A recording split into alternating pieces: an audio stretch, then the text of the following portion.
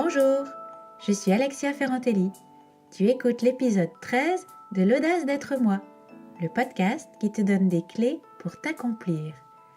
Abonne-toi gratuitement sur Apple Podcast, SoundCloud, Spotify ou YouTube pour recevoir ton épisode chaque vendredi. Si tu aimes ce podcast, et si tu ne l'as pas encore fait, ce serait sympa de te connecter à iTunes et de laisser un commentaire 5 étoiles. C'est vraiment la meilleure façon de soutenir ce podcast et de faire en sorte que d'autres le découvrent. Cette semaine, je voudrais remercier Mam, qui m'a laissé le commentaire suivant sur LinkedIn. Je recommande le podcast L'audace d'être moi, car cela apporte quelque chose de nouveau.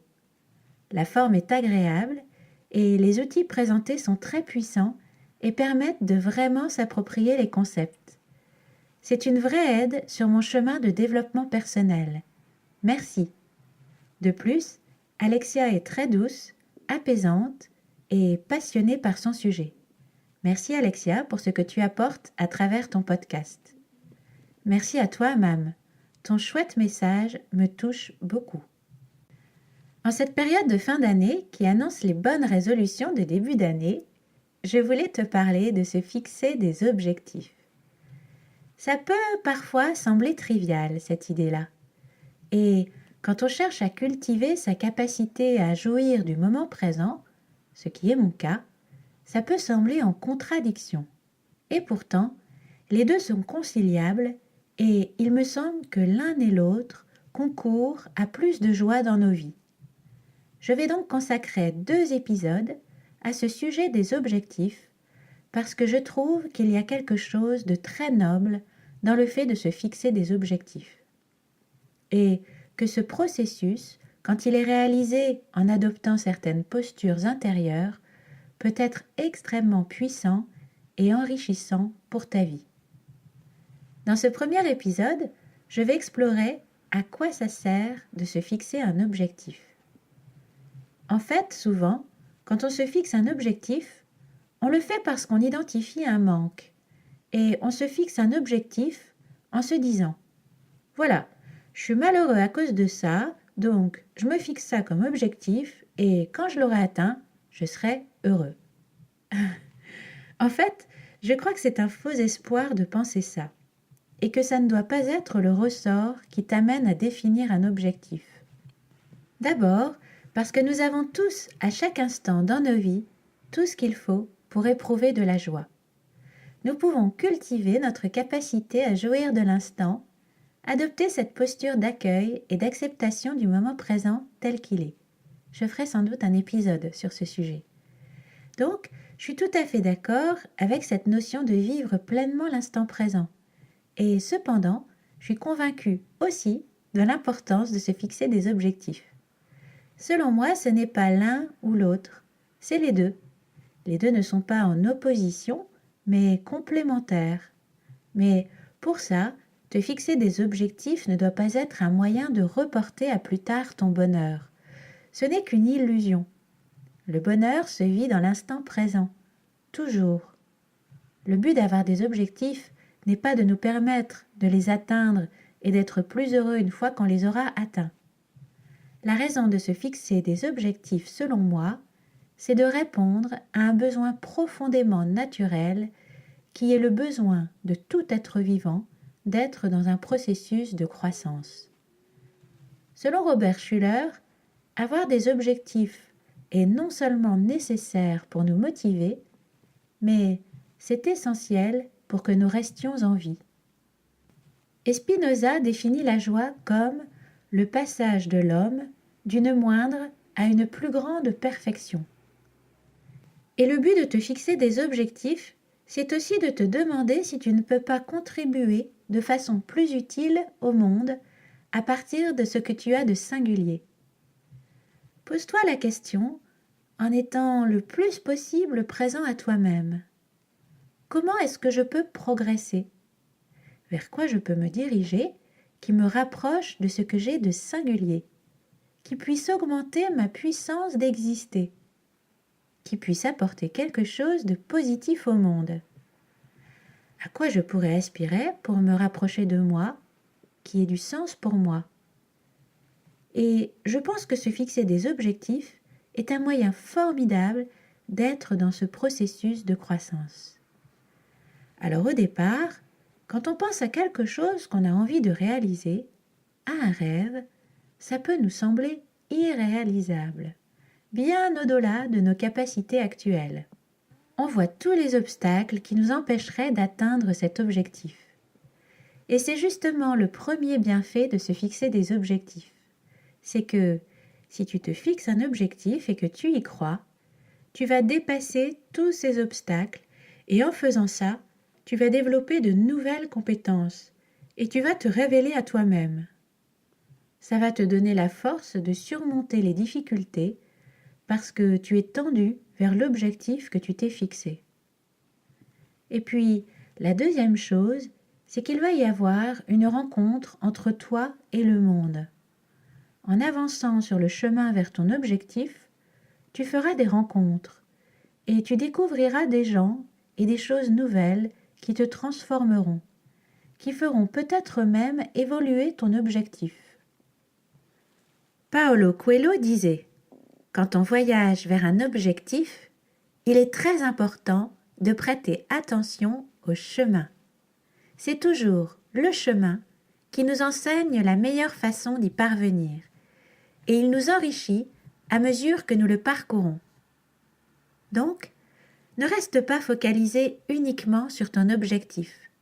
Sois attentif au chemin.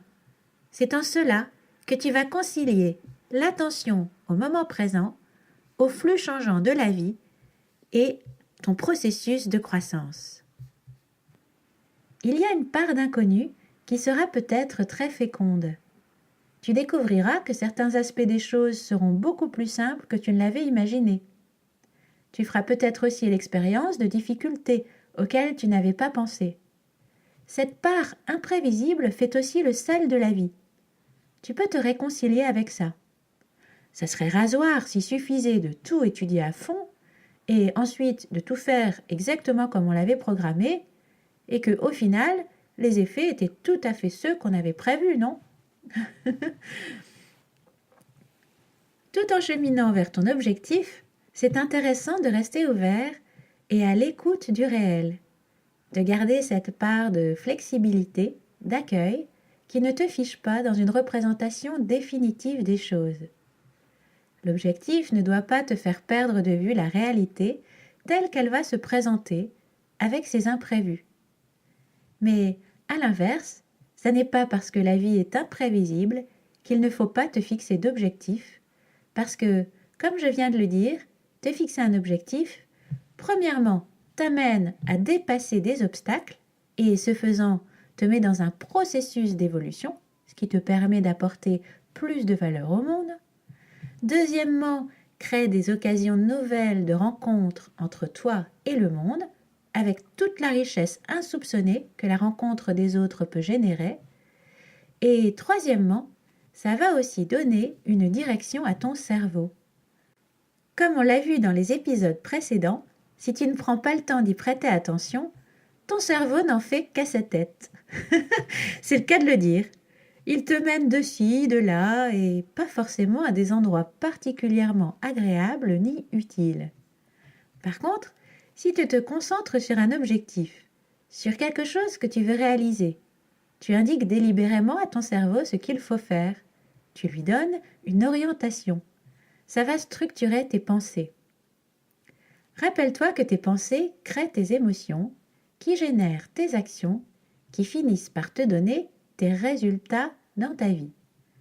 Cet enchaînement aura lieu quoi qu'il arrive. Tu vas toujours créer des résultats dans ta vie. Te fixer des objectifs est une façon de décider ce que tu veux que ces résultats soient, au lieu de laisser faire le hasard et de laisser faire ton cerveau sans intention délibérée. Alors, quel processus peut te permettre de te fixer des objectifs? La première chose à voir est: est-ce que tu te permets de rêver? Est-ce que tu t'autorises à vouloir quelque chose? Penses-tu à l'avenir? As-tu réfléchi à ce que tu veux créer de nouveau dans ta vie? Ou passes-tu ton temps à éteindre les incendies et à réagir à ce qu'il se passe sans te projeter toi-même dans une direction.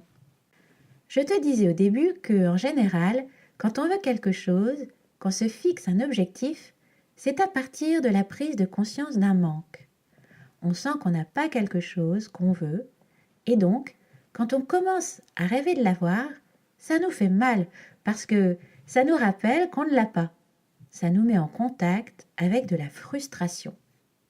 Parfois, ça peut être la raison pour laquelle on ne s'autorise pas à rêver. On ne veut pas ressentir ce contraste entre ce qu'on voudrait et ce qu'on n'a pas. On ne veut pas ressentir ce manque. Alors, une bonne façon de faire pour se permettre de rêver est de se placer non pas dans cet espace de pénurie, mais dans un espace d'abondance. Pour te placer dans cet espace d'abondance et non dans cet espace de pénurie, voici ce que je te propose cette semaine. Prends ton cahier et accorde-toi 10 minutes pour noter tout ce que tu veux faire dans ta vie. Tu réponds à la question. Alexia, qu'est-ce que tu veux faire dans ta vie? Enfin, Alexia pour moi, hein. Et là, tu notes tout ce qu'il te vient, sans filtre. Les petites choses comme les grandes. Les choses à court terme comme les projets plus ambitieux. Même si tu te répètes, c'est pas grave. Donne-toi juste un espace pour écrire ce que tu veux vraiment. Mais en listant ces choses que tu veux réaliser, tu vas lister aussi les choses que tu veux et que tu as déjà. Et tu vas ressentir pleinement toute ta joie, ta fierté, ta plénitude à déjà avoir accompli tout cela. Par exemple, je veux vraiment être mariée. J'aime être mariée à Vito. Nous sommes mariés et je le veux. Et ça me comble de joie. Je veux avoir des enfants et j'en ai. Formidable! J'ai 4 enfants et j'adore ça. C'est quelque chose que je veux vraiment. Je veux avoir une vie riche, pleine d'activités variées et c'est ce que j'ai. Je suis co-gérante d'une entreprise de bâtiment, animatrice d'un club de chefs d'entreprise, animatrice du podcast Outils du manager avec mon frère. Et maintenant, je suis la créatrice de ce nouveau podcast. Je me forme au coaching, je passe du temps avec mes amis, je voyage, etc., etc. Je veux contribuer à apporter quelque chose de positif dans le monde et je le fais déjà, par exemple, à travers ce podcast, etc., etc.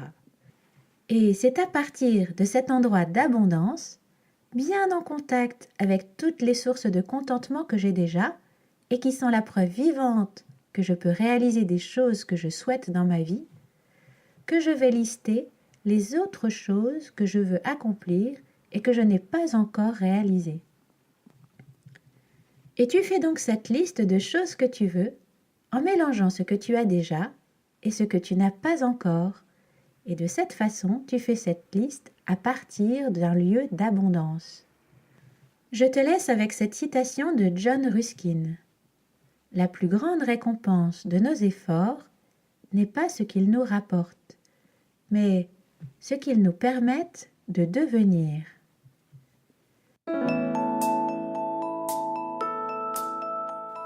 Tu viens d'écouter le 13e épisode de l'Audace d'être moi, le podcast qui te donne des clés pour t'accomplir. Tu retrouveras les notes de cet épisode sur l'audace-d'être-moi.com, tout collé, sans apostrophe et sans espace. Abonne-toi à l'Audace d'être moi sur la plateforme de podcast de ton choix. Apple Podcast, SoundCloud, Spotify, YouTube, pour recevoir ton épisode gratuit chaque vendredi. Et laisse un commentaire 5 étoiles sur iTunes. Ça me fera plaisir et ça permettra à d'autres de le connaître. À la semaine prochaine!